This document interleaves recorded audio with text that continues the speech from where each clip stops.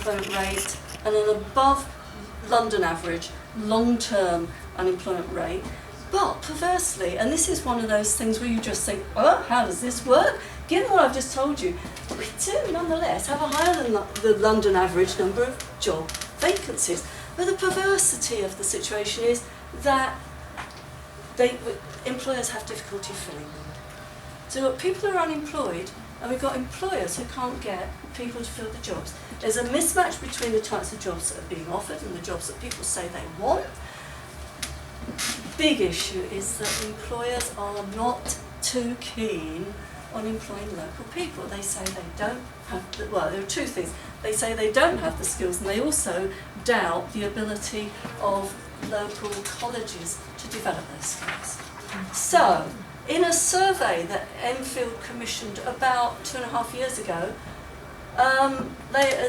it was reported that only a quarter of employers actually believed that the local education and training provision met their needs. There's a mismatch between supply and demand in local FE. What we mean by demand here is what people are going to colleges and asking for. So the colleges have got courses, and people are going there and saying, I don't want those. I want something, I want to do this, I want to study this.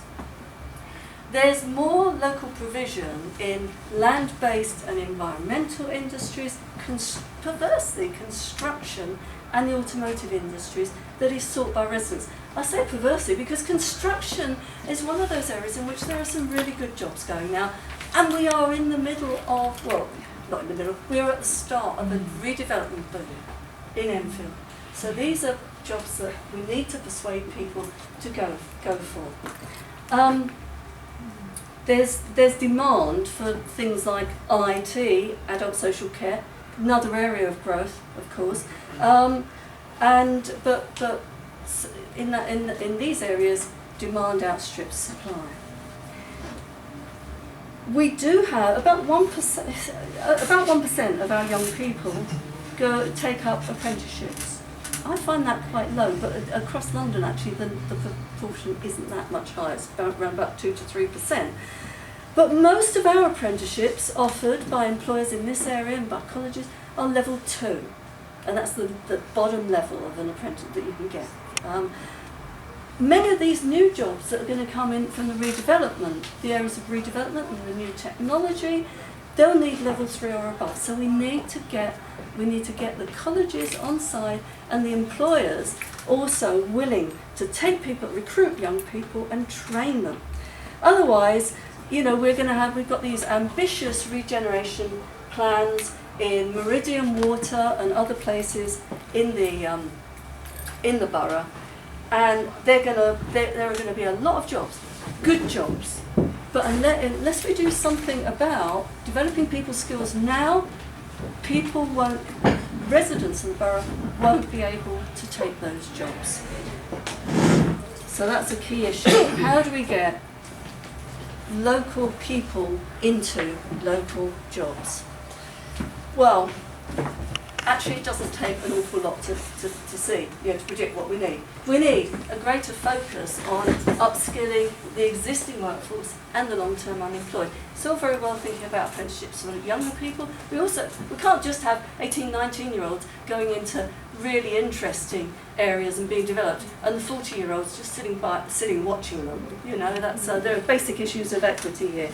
We do need better links between education and training that's available now and the future jobs that we know are coming on stream down the line.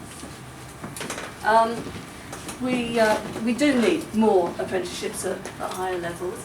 Importantly, we actually need more detail. This is one of the very first questions we started out asking Anna and her colleagues. What's the detail of the jobs? We know that you're going to be building these technological structures. You're going to be building homes, GP surgeries, schools. What exactly are the numbers of jobs? And in fact, in a slightly more detailed version of this document that we also provided Anna with, we actually look in detail at the numbers of jobs that will be needed. And the other point to mention, of course, is that a lot of this development is also going on along the Lee Valley. So in Tottenham, where I grew up, and in Walthamstow, and it's not a, I'm saying we want local jobs for local people, but what we're absolutely not saying is don't go and work in Tottenham. If they can get a job, if they can get on a train from Enfield town and go down to Tottenham and get a job, that's great as well. That's all good. One of the, and the reason we need this is so that we can actually start telling people who are in information, advice and guidance, who are in the business of advising young people and telling their parents, they can actually start saying, in 5 years' time, there will be 5,000 jobs in energy generation or whatever at Meridian Water. It's a tough job to do this kind of prediction, but we've got to get to grips with it. And I think Enfield is getting to grips with this problem. One of the big issues for Edmonton is the need for greater ESOL provision. ESOL, English as a second or other language. Because you might find this difficult to believe, but because of the relatively cheap accommodation in this area, cheap by London, the rest of London standards, we've had a lot of inward migration, and a lot of people have come into the borough who don't have terrifically good English language skills, do need support to develop those skills so that they can then get into the programs that will equip them with the vocational skills to get these jobs. There is a long-standing shortfall in ESOL provision across the country. But it's got worse. It's got worse because the government has made the eligibility criteria stricter. A lot more people have to pay for those courses now, and so so that is a long-standing problem in England.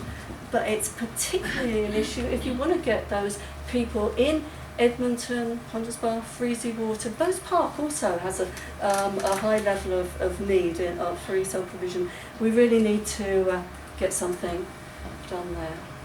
So there is a need for planning now, ahead of these regeneration projects. We don't want to find ourselves 5 years down the line, still with the local people locked out. We need to think about the ways in which we can develop existing workers, so that we don't just turn around to them and say, sorry chum, you haven't got the skills we need, we'll give it to this younger guy over here. We also need to think about really basic things like the key barriers to, the barriers that keep residents inactive, lack of access to childcare and ESOL provision. We also need to better engage with IAG, the information, advice and guidance people, to alert them to the jobs emerging in the longer term, because again we know that there is a real problem with a lot of IAG people just not understanding the nature of these new jobs. And lastly, we really do need to absolutely make sure that employers offer apprenticeships as part of their regeneration schemes.